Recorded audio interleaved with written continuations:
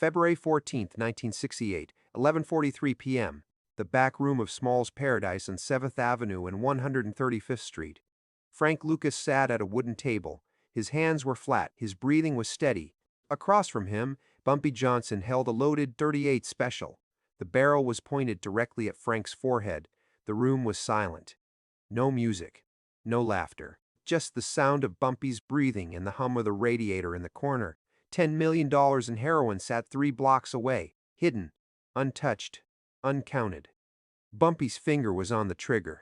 Frank didn't flinch. This wasn't about the money. This was about something deeper, something older, something that separated kings from corpses in the streets of Harlem. Loyalty, trust.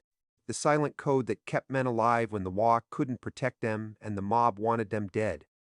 Bumpy leaned forward. His eyes were cold. His voice was a whisper. "If I pull this trigger, nobody asks questions.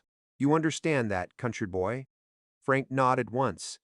But what the world didn't know was that Frank had a plan nobody saw coming.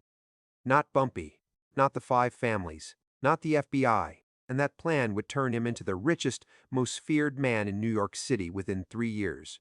Let's rewind. 1968, Harlem was a war zone. The Italian Mafia controlled everything.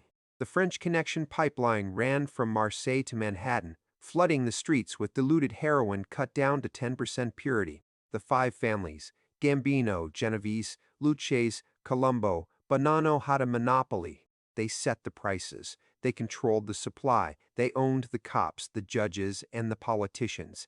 And they made billions. But there was one man they couldn't control, Ellsworth Bumpy Johnson, the Godfather of Harlem. The man who kept the Italians in check. The man who ran the numbers, the policy banks, the protection rackets. Bumpy didn't bow to the mob. He made them negotiate. He made them pay tribute. He was the gatekeeper. And Frank Lucas, he was Bumpy's driver, his coffee runner, his silent shadow. To the outside world, Frank was nobody.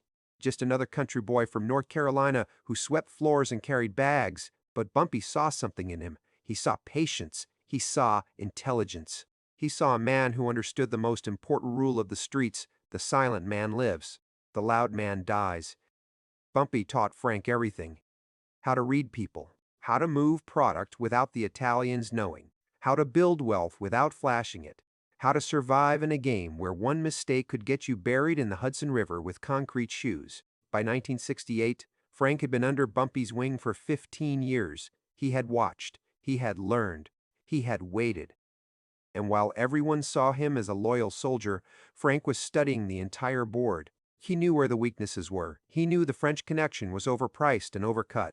He knew the Italians were greedy and sloppy. He knew there was a way to bypass them entirely. And he knew that one day, Bumpy would be gone. And when that day came, Frank would be ready. But first, there was the test. It started with a phone call. January 1968. One of Bumpy's street lieutenants got pinched by the NYPD. He was holding $50,000 in cash and 2 kilos of uncut heroin. The kind of bust that could flip a man.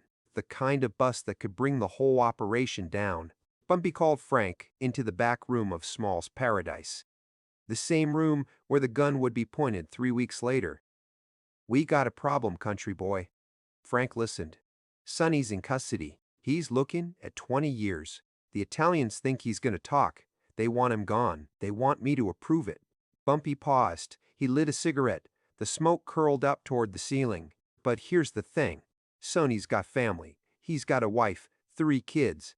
And I told him if he kept his mouth shut, I'd take care of them.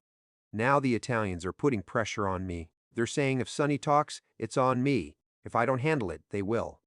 Frank understood immediately. This wasn't just about Sonny. This was about power. This was about whether Bumpy Johnson still controlled Harlem or whether the Italians were calling the shots. Bumpy leaned back in his chair. His eyes never left Frank's. "I need to know something, Frank. If I go to war with the Italians over this, are you with me, or are you going to do what's easy and walk away?" Frank didn't hesitate. "I'm with you." Bumpy nodded slowly, but there was something else, something deeper in his eyes. He reached into his jacket and pulled out the .38 Special. He placed it on the table between them. "Easy to say, harder to prove. And that's when the real test began. Bumpy told Frank to take $10 million in raw heroin uncut, 98% pure, and hide it. Not in a warehouse, not in a stash house. Somewhere the Italians, the cops, and the feds would never think to look. And Frank had 24 hours to do it. No help, no crew, just him. If Frank succeeded, Bumpy would know he could trust him with anything. If Frank failed, or worse, if he ran, Bumpy would hunt him down himself. Frank took the job. He moved the product in coffins, funeral home coffins. The one place in Harlem nobody searched. The one place where respect and superstition kept even the mob away. He hid the heroin in the basement of a black-owned funeral home on Lenox Avenue. $10 million in product. Untouched, uncounted, invisible. If you're already hooked on how Frank Lucas outsmarted the most dangerous men in New York, hit that subscribe button right now. What happens next changed history forever. February 14th, Valentine's Day. The night Bumpy pointed the gun at Frank's head. Frank walked into Small's Paradise at 11:30 p.m. He was calm, collected. He had done exactly what Bumpy asked. The heroin was safe. The Italians had no idea. The feds had no idea. Even Bumpy's own crew had no idea. But Bumpy needed to be sure, so he pulled the gun. "Where's the product, Frank?" Frank told him. Calmly, precisely. The funeral home, the basement, the coffins. Every detail. Bumpy didn't move. He kept the gun pointed at Frank's head, his finger still on the trigger. "And if I told you to torch it right now, burn all $10 million to the ground?" Frank didn't blink. "Then I burn it." That's when Bumpy smiled. It was a slow, cold smile, the kind of smile that said he had just seen everything he needed to see. He lowered the gun. "You just passed, country boy." But there was more to the test than Frank realized. Bumpy had sent 2 of his men to follow Frank the entire 24 hours. They watched him move the product, they watched him hide it, and they reported back to Bumpy before Frank ever walked into that room. Bumpy already knew where the heroin was. The gun wasn't about information, it was about psychology. It was about seeing if Frank would lie, if he would panic, if he would crack under pressure. He didn't, and in that moment, Bumpy Johnson knew that Frank Lucas was ready to take over, ready to do what Bumpy could no longer do, ready to build an empire that would eclipse even his own. 3 months later, Bumpy Johnson collapsed and died of a heart attack at Wells Restaurant on Lenox Avenue. Frank Lucas was by his side, and the game changed forever. Within 6 months of Bumpy's death, Frank did what nobody thought was possible. He cut out the Italians entirely. He didn't go through the French connection. He didn't negotiate with the 5 families. He went straight to the source: Southeast Asia, Vietnam, the Golden Triangle. He used his cousin, a U.S. Army sergeant stationed in Thailand, to smuggle 98% pure heroin inside military coffins coming back from the war. The same trick he used to pass Bumpy's test, but this time on a global scale. Frank's heroin-branded Blue Magic was twice as pure and half the price of anything the Italians could offer. It flooded Harlem, the Bronx, Brooklyn, and Newark. Within 2 years, Frank Lucas was moving $1 million a day. He owned apartment buildings, he owned car washes, he owned legitimate businesses that laundered his cash. And he did it all in silence. No flashy cars, no loud parties, no interviews. He followed Bumpy's rule: the silent man lives, the loud man dies. But the Italians noticed. They saw their profits dropping. They saw their dealers getting undercut, and they wanted to know who was behind it. They invited Frank to a sit-down. Ralph's Restaurant, Little Italy.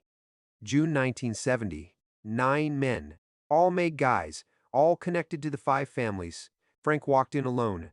No bodyguards, no guns, just a tailored suit and a leather briefcase. The head of the Genovese family, Frank Funzy Thierry, sat at the head of the table. He didn't smile. He didn't shake Frank's hand. "You've been moving product in our territory without permission. That's a problem." Frank set the briefcase on the table. He opened it. Inside was $500,000 in cash. "This is your cut for the last 6 months. You'll get the same every month, on time, no delays." Funzy stared at the money, then at Frank. "You think you can just buy your way in?" Frank looked him in the eye. I'm not buying my way in. I'm already in. This is me being respectful. The room was silent. 9 guns. One man. No fear. Funzy leaned back in his chair. He looked at the other men. Then back at Frank. You got balls, I'll give you that. He closed the briefcase. We'll take the money. But you step out of line. We'll bury you where nobody will ever find you. Frank nodded once. He stood up. He walked out. He didn't run. He didn't look back. He didn't panic. And from that day forward, the 5 families left Frank Lucas alone. But empires don't last forever. 1975, the Yankee Stadium drug bust. A federal task force led by Detective Richie Roberts dismantled Frank's entire operation. They seized $250,000 in cash from his home in Teaneck, New Jersey. They found the heroin pipeline. They arrested 40 of his associates. And Frank? He got caught because of a chinchilla coat. A $50,000 fur coat he wore to the Muhammad Ali versus Joe Frazier fight. The one thing Bumpy told him never to do: show off, be loud, be seen. That coat put him on the FBI's radar, and that coat ended his reign. Frank Lucas was sentenced to 70 years in federal prison. He served 15. He cut a deal. He named names. He gave up corrupt cops, mob connections, and dirty politicians. Some call him a snitch, others call him a survivor. But here's the truth. For 7 years, Frank Lucas ran the most efficient, most profitable heroin operation in American history. He made $50 million. He outsmarted the Mafia. He bypassed the French Connection. He built an empire from nothing. And it all started the night Bumpy Johnson pointed a gun at his head and asked him one simple question: "Are you loyal?" Frank didn't just say yes, he proved it. He didn't cry. He didn't scream. He didn't panic. He passed the test. Was it worth it? That's for you to decide. But one thing's for sure: Frank Lucas didn't just break the rules, he created new ones. And for 7 years, he lived like a god.